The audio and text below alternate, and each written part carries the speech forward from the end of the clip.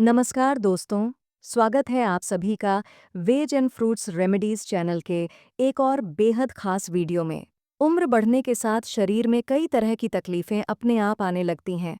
किसी के घुटनों में तेज खिंचाव जैसा दर्द, किसी की कलाई में अचानक चुभन, किसी की गर्दन एकदम जकड़ी हुई और किसी की कमर हल्का सा झुकने पर भी भारी महसूस होने लगती है। कई लोगों के घुटने तो ऐसे लगते हैं जैसे उनमें चिकनाई ही खत्म हो चुकी हो, जोड़ मुड़ते ही नहीं, बस अकड़न और दर्द। बहुत से लोग ये समझ ही नहीं पाते कि आखिर शरीर में ऐसा हो क्यों रहा है।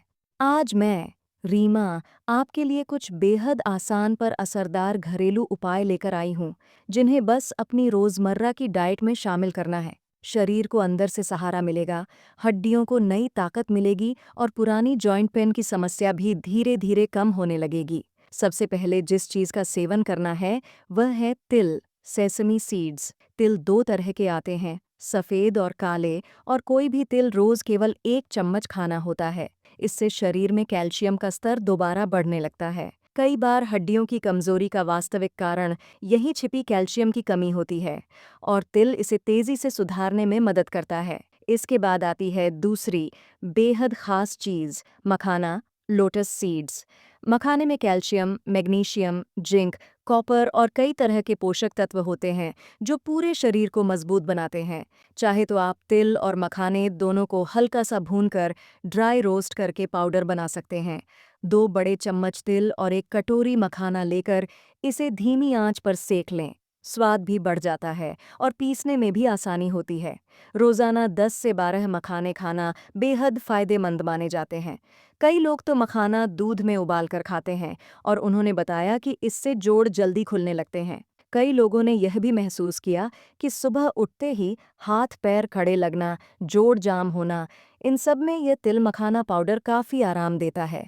पुरानी से पुरानी हड्डियों की तकलीफ भी धीरे धीरे कम होने लगती है। ये वही पाउडर होता है जिसे लोग घर में बनाकर रखते हैं और रोज़ 1 या 2 चम्मच दूध के साथ लेते हैं। बच्चों और बड़े दोनों को दिया जा सकता है। गर्म दूध के साथ लेने पर असर और तेज दिखता है।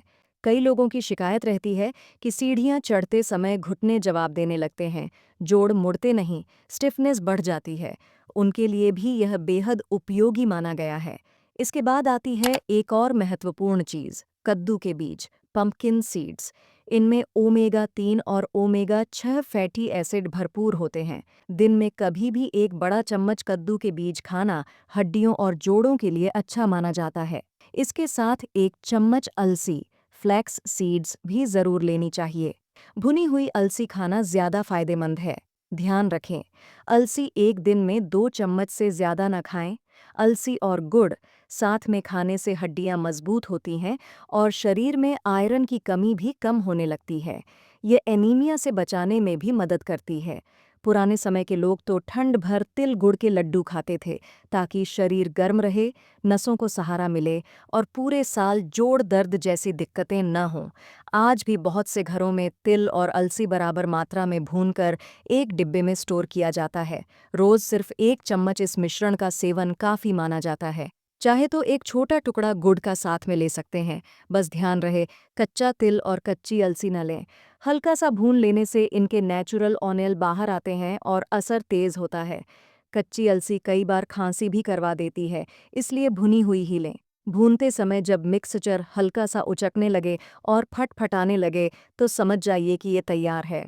ठंडा करके डिब्बे में रख लीजिए।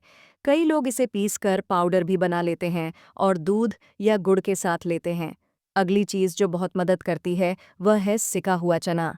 शाम के हल्के भूख के समय सिका हुआ फूटा चना और एक छोटा टुकड़ा गुड़ लेने से स्वाद भी अच्छा आता है और एनर्जी भी मिलती है। हाँ, डायबिटीज़ वाले लोग गुड़ न लें। इसके बाद है खसखस, पॉपी सीड्स। रात को खसखस वाला दूध पीने से नींद गहरी आती है, दिमाग शांत होता है और शरीर को आराम मिलता है। जिन लोगों को अनिद्रा रहती है, उनके लिए यह बेहद फायदेमंद माना गया है। साथ ही रोज पानी में भिगोकर रखे हुए बादाम 2 से 3 खाने से दिमाग और शरीर दोनों को मजबूती मिलती है। इन छोटे छोटे रोज़मर्रा के उपायों को अपनाकर लोग अपनी हड्डियों, नसों और पूरे शरीर को लंबे समय तक स्वस्थ रख पाते हैं।